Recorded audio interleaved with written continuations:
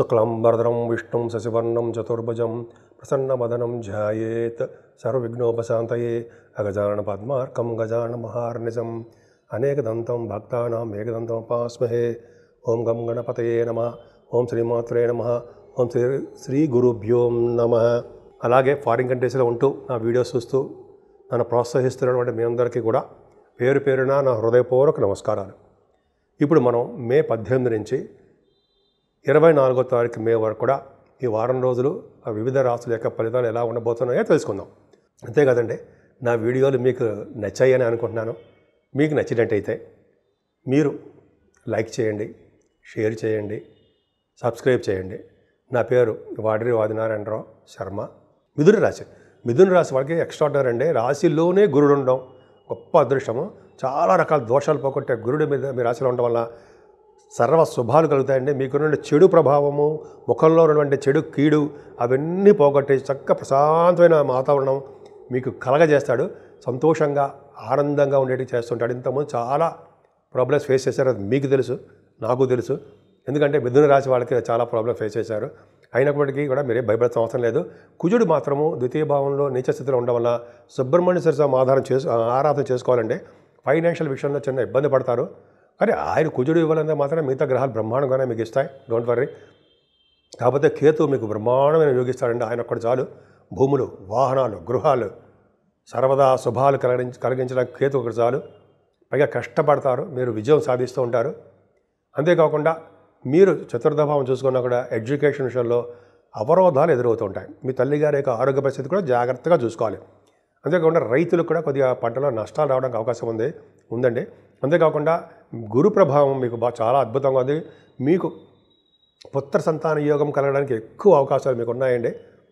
అంతేకాకుండా మీరంటే మీ మిథున రాశి వారికి స్పోర్ట్స్లో కూడా బాగా రాణించడము, కళారంగం ఉంటుంది సార్. కళారంగం అంటే సంగీత, సాహిత్య, నృత్య కళాకారులకి, సాహిత్య రంగంలో ఉన్న వాళ్ళకి, రచయితలుగా ఉన్న వాళ్ళకి మంచి ఫైనాన్షియల్గా పేరు ప్రఖ్యాతులు తెచ్చుకోవడము, ఫైనాన్షియల్గా డెవలప్ అవ్వడం జరుగుతుందండి. స్టాక్ మార్కెట్లో అనుభవజ్ఞులకు మాత్రము సక్సెస్ రేట్ ఎక్కువ ఉంటుంది, వాళ్ళకి డెవలప్మెంట్స్ ఎక్కువ. అలాగే మీకు కొంతమందికి మంత్రి పదవులు రావడానికి అవకాశం ఉంది. చక్కటి భోజన వసతులు ఉంటాయి. అలా చెప్పుకుంటే చాలా ఉంది అనుకోండి. భార్య భర్తలేక అనురాగ దాంపత్య జీవితం పర్ఫెక్ట్గా బాగుంటుంది. ఇంతకుముందు అది చాలా ఇబ్బంది పడ్డారు. సంవత్సరం పైనుంచి కూడా ప్రాబ్లమ్స్ ఫేస్ చేశారు. శని చూస్తున్నాడు, సప్తమాస్థానం శని చూసినా కూడా సప్తమాధిపతి అంటే గురుడు తన ఓన్ హౌస్ చూసుకుంటాడు కాబట్టి, శనీశ్వరుడు అక్కడ తన మిత్రుడు కాబట్టి అంత కీడు కలిగించడు, శుభాలే చేస్తుంటాడు.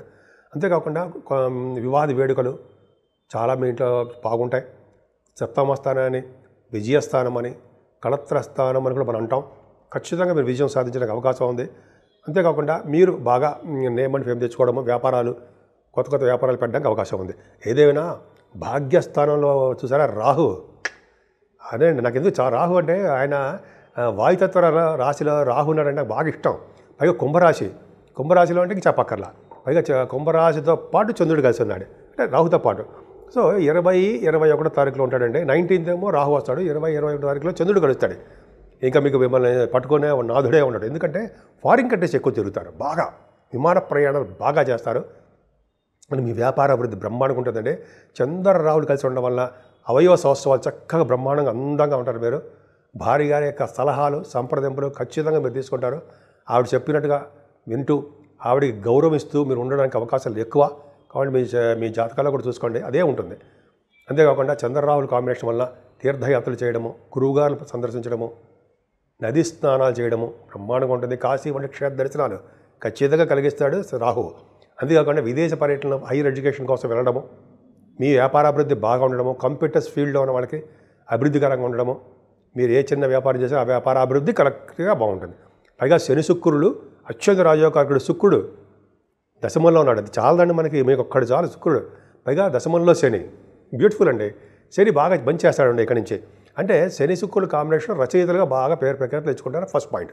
శుక్రుడు దశమంలో ఉండడం వల్ల మీకు 12th హౌస్ లార్డ్ కూడా అయ్యాడు మీకు, అంటే 5th హౌస్ లార్డ్ అయ్యాడు. సరే ఏదేమైనా మీ శుక్రుడు వలన సినిమా రంగంలో ఉన్న వాళ్ళకి చక్కగా బాగుండడము, ఆభరణాలు, వాహనాలు, వస్తువులు, డ్రెస్సెస్ మీరు కొనుక్కోవడానికి అవకాశం మీ జాతకాల నుంచి ఆధారపడి ఉంటుంది.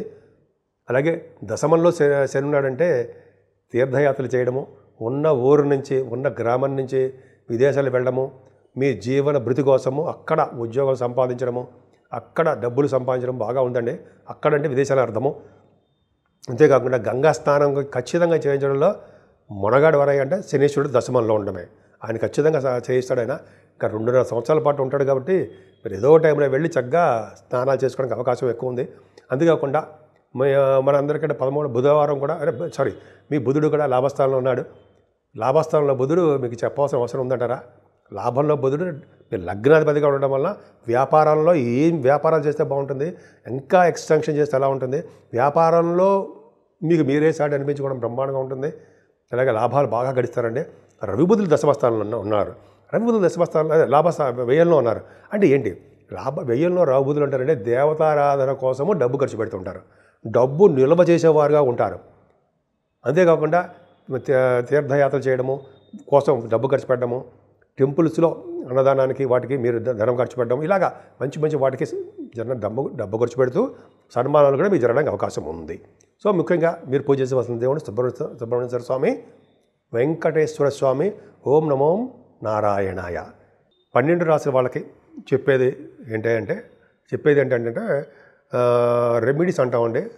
రెమెడీస్ ఏంటి అంటే తీసుకోవాల్సిన జాగ్రత్తలు అంటాం. 12 రాశులు మేషరాశి నుంచి మీనరాశి వరకు అండి. ఎందుకంటే ఈ రాశులు ఈ నెలలో కూడా, ఈ వారంలో కూడా రాహుకేతుల మధ్యలో సర్పదోషం ఉండిపోయిందండి. అలాగే మనకి కుజుడు కూడా నిత్యస్థితిలో ఉన్నాడు. సో ఇవన్నిటికీ పరిహారం ఏంటంటే వెంకటేశ్వర స్వామి యొక్క ఆరాధన, ఆయన దగ్గర గుళ్ళో వెంకటేశ్వర గుళ్ళో అఖండ దీపారాధన, స్వామివారికి తులసి మాలతోటి అర్చనలు చేయించుకోవడము, దానికి మాల సమర్పించడం వలన 22వ తారీఖున హనుమత్ జయంతి వస్తుందండోయ్. అమ్మ బాబోయ్, అప్పుడు స్వామిని పూజించడం వలన సర్వదేవతలను పూజించినటువంటి ఫలితం కలుగుతుంది. కాబట్టి గ్రహాల వలన వచ్చే దోషాలు పరిహారం అవుతాయి. కాబట్టి ఆంజనేయ స్వామి పూజ చేయించుకోవడం వలన మంగళవారం కానీ శనివారం కానీ ఆంజనేయ స్వామి దగ్గర ఆంజనేయ స్వామివారికి సింధూరం సమర్పించడం వలన శని వల్ల వచ్చే దోషాలు పరిహారం అవుతాయి. అంతేకాదండి, ఈ నెల 24వ తారీఖు కూడా శని త్రయోదశి వస్తుంది.